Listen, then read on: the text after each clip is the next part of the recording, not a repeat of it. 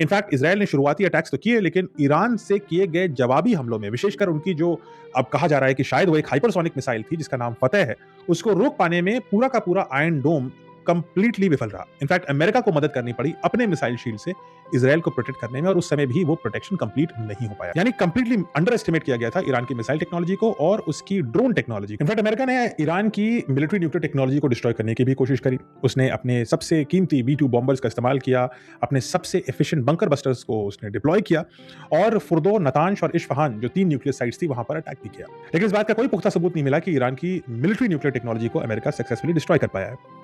In fact कुछ interviews में ये भी बात हुई कि 3-4 महीने में हो सकता है ईरान अपना पूरा का पूरा न्यूक्लियर प्रोग्राम वापस रिस्टोर कर पाए, मरम्मत कर पाए और फिर से शुरू कर पाए अपने आप को न्यूक्लियर कैपेबिलिटी देने की जर्नी। इनफैक्ट रिपब्लिक भारत के एक पॉडकास्ट में मैंने भी ये बात कही थी। विभाग जो बात आप कह रहे हैं वो ये कह रहा है कि ये जो अमेरिका ने हमला किया है, ईरान सिर्फ कुछ हफ्ते पीछे गया है अपने परमाणु प्रोग्राम से, क्योंकि इस पर्टिकुलर रिपोर्ट का ये मानना है कि ईरान के सेंट्रीफ्यूजेस डिस्ट्रॉय फुर्दो में नहीं हो पाए उस बंकर बस्टिंग बॉम्ब से, तो वो माइनर डैमेज। आप कह रहे हो जो 300 फीट नीचे 300 फीट और हजारों की संख्या में का काम चल रहा था वो पूरी तरह से तबाह नहीं। सेंट्रीफ्यूज डिस्ट्रॉय नहीं हुआ, लेकिन 1000 से 1500 सेंट्रीफ्यूजेस हैं।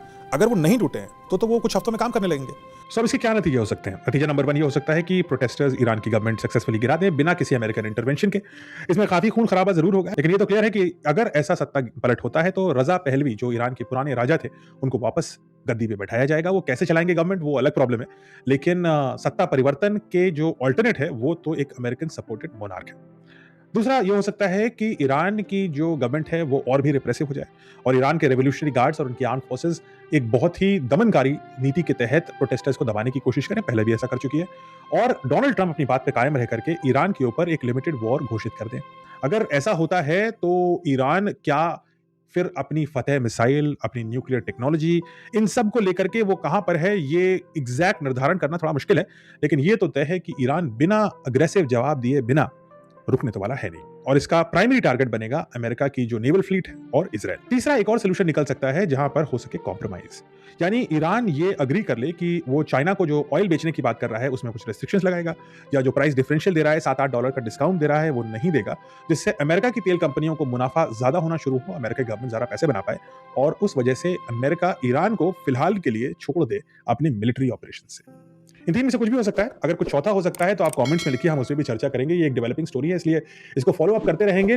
नेक्स्ट 48 से 72 घंटे के अंदर काफी क्लैरिटी आ जानी चाहिए कि ये पूरी घटना किस रूप में और किधर जा रही है। लेकिन कमेंट्स में बताते रहिए कि आपकी क्या ओपिनियन है इस पूरे इसमें, इंडिया का क्या स्टैंड होना चाहिए इस पूरे प्रकरण में, आपको क्या लगता है कि इसका निष्कर्ष क्या निकलेगा और भारत के ऊपर इसका क्या प्रभाव पड़ सकता है। कमेंट में लिखिए, हम चर्चा करेंगे।